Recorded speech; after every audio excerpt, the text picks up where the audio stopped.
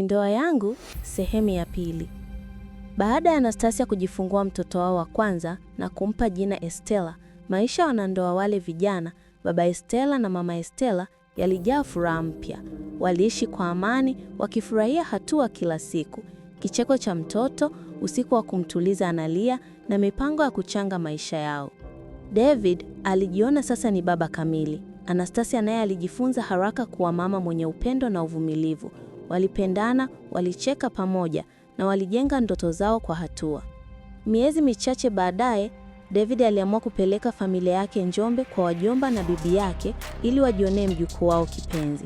Safari ilikuwa ndefu lakini ya heri. Walipowasili, ndugu walipokea kwa shangwe kubwa. Estella alishikwa, kumbebwa, kubusubusu na kuimbwa nyimbo za asili.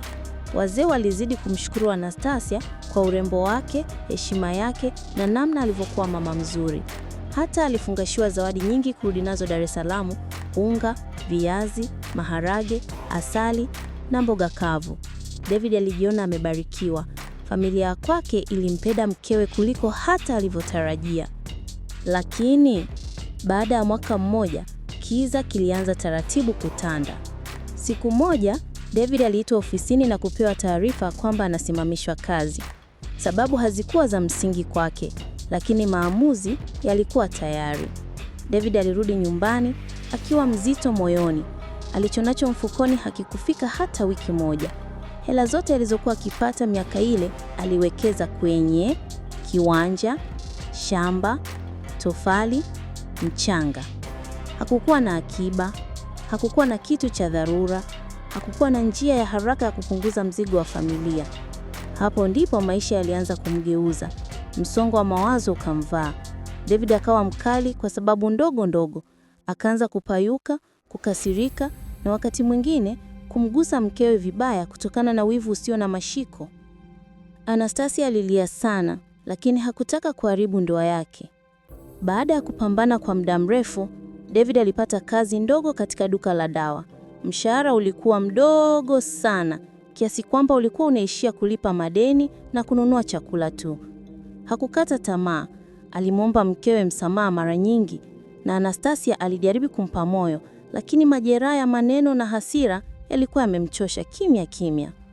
Siku moja, David akamwambia mumewe, "Baba Estelle, nimepata kazi ya mamalishe.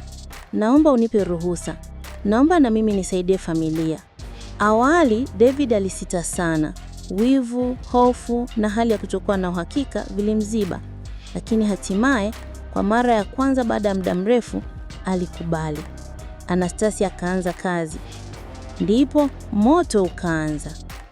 David akaanza tena wivu. Alikasirika kila alipochelewa. Alipomwona akiongea na simu, alidhani anaongea na wanaume. Ugomvi ukawa mkubwa. Kila siku ikawa vita mpya.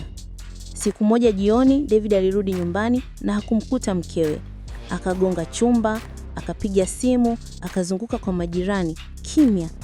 Kwenye meza alipata ujumbe mfupi: "Nimeondoka, nimeshindwa sheria zako, usinitafute." Maneno yale yalimgonga kama radi. Macho akamjia ugungu, mwili ukaishiwa nguvu, akakaribia kudondoka kwa presha. David alichanganyikiwa, akatafuta kila mahali.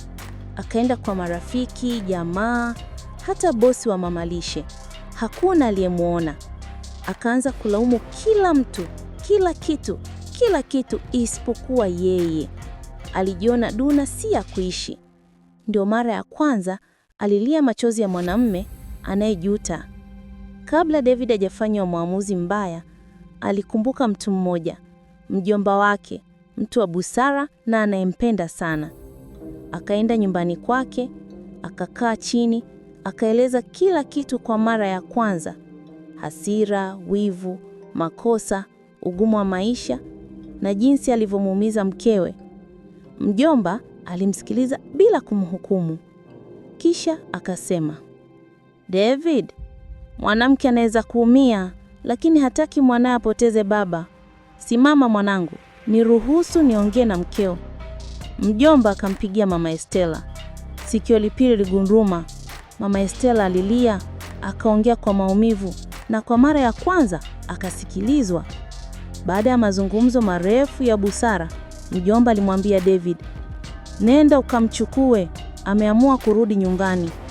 David alianguka chini akishukuru Mungu. Mara ya kwanza alijua thamani ya mkewe. Mara ya kwanza aliona kosa lake bila kujitetea. Siku ile Anastasia aliporudi, machozi yalitoka pande zote mbili.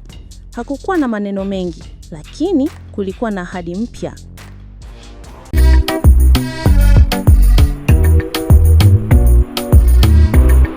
Karibu Mkolwe Product ujipatie unga wa lishe, unga wenye faida kem mwilini kwa shilingi 3,000 tu popote pale ulipo. Piga simu namba 0687722315 au piga simu namba 0716283088.